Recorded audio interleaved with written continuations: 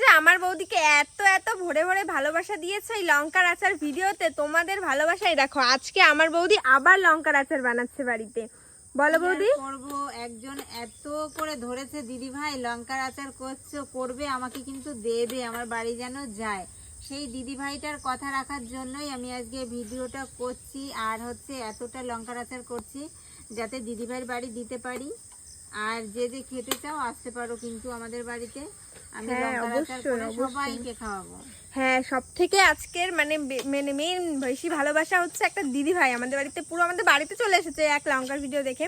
এসে বলছে দিদি ভাই তুমি তো খুব সুন্দর লঙ্কার আচার বানিয়েছো, আমার বাড়িতে কিন্তু অবশ্যই যায়। তো সেই কারণে আজকে আমার বৌদি আবার বাড়িতে লঙ্কার আচার বানাচ্ছে। ঠিক আছে, এই দেখো এমনি তো আমার বৌদি তো সব কিছুই খুব সুন্দর মোটামুটি রান্না করে।